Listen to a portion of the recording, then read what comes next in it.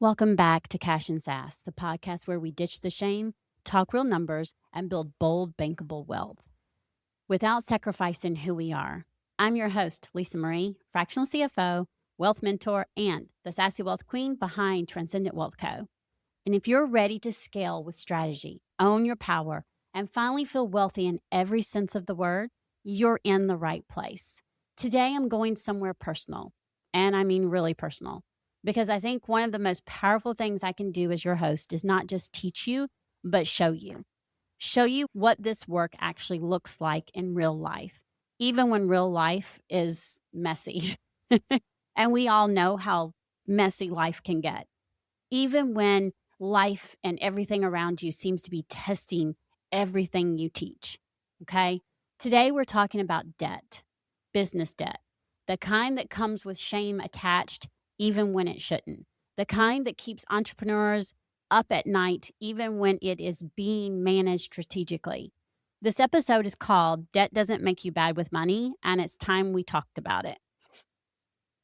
And if you're carrying business debt right now and quietly wondering what it says about you, then this conversation is going to give you something you probably haven't given yourself yet: permission.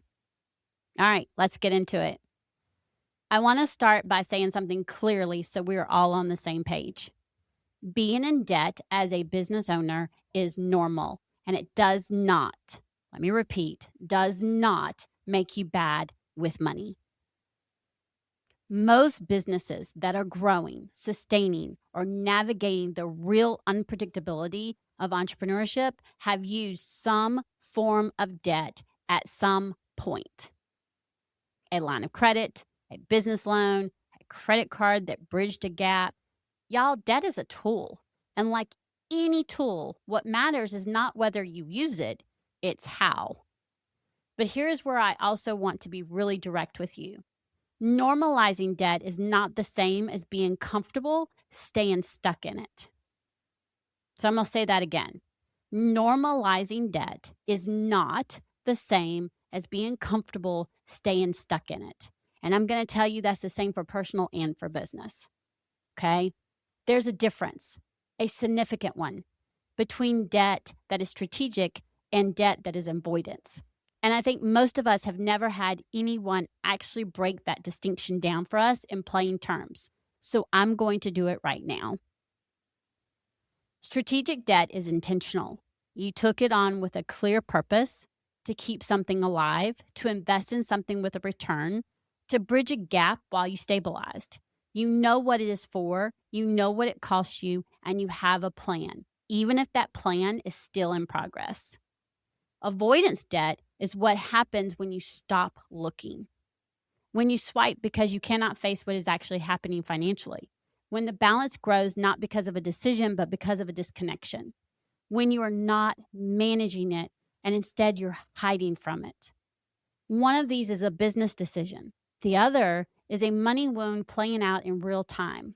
And the shame society puts on both of them equally is one of the most damaging things that happens to entrepreneurs, especially women who are trying to build something real in a world that's not always predictable. I talk about the difference between strategic debt and avoidance debt because I teach it. But I'm going to tell you about the moment life decided to test me on my own lesson. In 2024, life happened and my business took a hit. I made the decision to take out a business line of credit. It was the first time my business had ever carried real true debt. And that line of credit is the reason my business is still here today. It kept the lights on, it kept things moving, it gave me the breathing room I needed to stabilize and rebuild. And then, just when I thought it was going good and it was turning around, I had to use it again in 2025 for the same reason. Now, I want to tell you what that felt like, because I think this is the part nobody talks about honestly. We only talk about the good things with entrepreneurship and making the money and building our business. Even though I teach this, even though I know the difference between strategic and avoidance debt, Even though I have sat with clients and walked them through exactly this conversation, the old stories still showed up for me. Debt is bad. If you were better with money, you wouldn't need this. What does this say about you? I even felt like somewhat of a fraud. That is the narrative society hands us, and it does not care how much you know or how much you've built. It will still show up. And it showed up for me as anxiety, as worry that served absolutely no productive purpose. It showed up as a low hum in the background of my days that I had to consciously choose not to let it run me. And I had to consciously choose it every single day.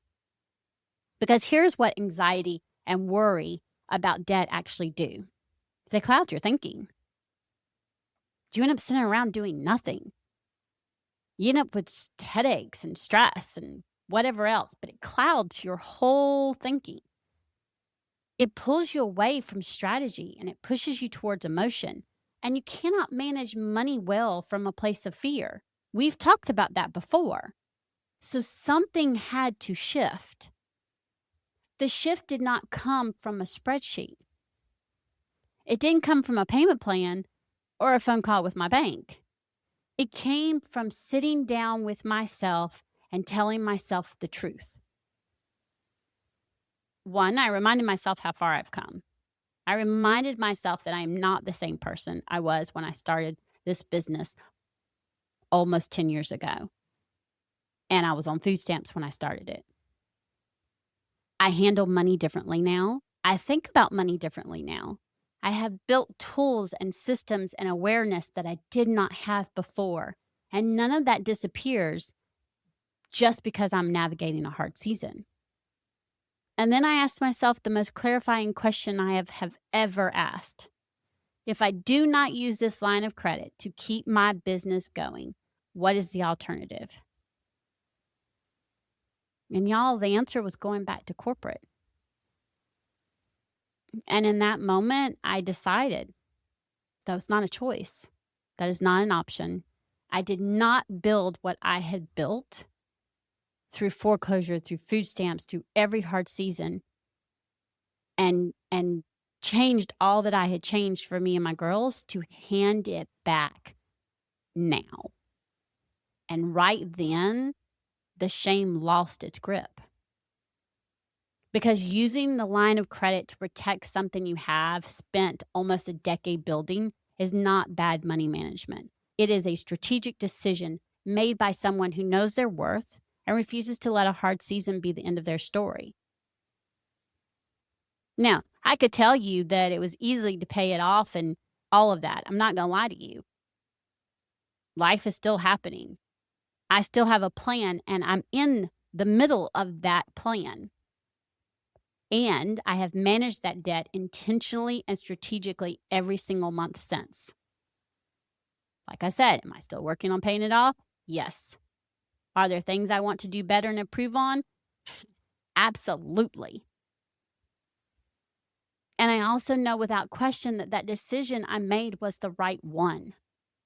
That is what strategic debt looks like. Not perfect, not painless, but intentional, eyes open, moving forward. Okay, so I want to bring this home practically, because if you're in this right now, if you have debt in your business and you've been carrying shame about it, I want to give you something to do with this conversation, okay? Step one, classify your debt honestly. Look at what you're carrying and ask yourself, is this strategic or avoidance? Did you take it on with intention, even if circumstances were hard? Do you know what it's costing you monthly? Do you have even a loose plan for paying it down? Having those, that is strategic, that is manageable, that is something to work with. Or have you been avoiding looking at it? Is the balance growing because you stopped engaging with it? That, y'all, is avoidance. And the first step out of avoidance is simply look, open the account, see the number. because you cannot make a plan for something that you refuse to face. Now, if you need to take a couple deep breaths before you do that, then do that. But you need to look. Okay, step 2, stop letting the bank set your strategy. Banks and credit cards want minimum payments. Minimum payments keep you in debt longer and cost you significantly more in interest over time. That's good for them. It is not good for you. So look at your debt and decide, even if it's a small amount above the minimum, how are you going to attack it? And how are you going to attack it intentionally? Again, it's that intentionality that comes into play. Are you going to do the snowball method? Are you going to do the avalanche method? There is no wrong or right way. Please do not let anyone tell you there is. It's whatever fits your cash flow. Okay? Will you have to make some cuts? Maybe, maybe not. But again, it's whatever fits your cash flow. It has to be what's aligned with what's going on with you at this particular moment. The key is to make a decision, but don't make it as by default. Don't do it as a default. Make a decision and stick with it. Step 3, separate the debt from your identity. In all honesty, this is the one that matters most. Having business debt does not make you bad with money. It does not make you irresponsible. It does not mean you are failing. I'm going to say that again. It does not mean you are failing. It means you are a business owner navigating the real, unpredictable nature of building something in a world that does not hand anyone a guaranteed path. Now, what you do with it, how you face it, how you manage it, and move through it, that is actually what defines your relationship with money. The narrative that society wants to put on debt is not yours to carry. You get to put it down. You just have to decide. Now, here's what I want you to hear before we close. If you are sitting with your business debt right now and you've been managing it alone, making decisions in the dark, carrying the anxiety quietly, not sure if your strategy is actually working or if you even have one and you're not even sure where to start. You don't even know how to figure this all out by yourself. That is exactly the kind of work we do together in my 2-week Money Moves Voxer coaching. For 2 full weeks, you get direct access to me through Voxer. We look at your debt. We look at your cash flow. We look at what's actually happening in your business financially, and we build a clear, strategic, shame-free plan that's aligned with you and what's going on with your business, not a cookie cutter. And it's a plan to move forward. There's no judgment. There's not a lecture about what you should have done differently because you made decisions based on whatever was going on at the moment. It's just strategy, clarity, and someone in your corner who's been exactly where you are and built through it anyway.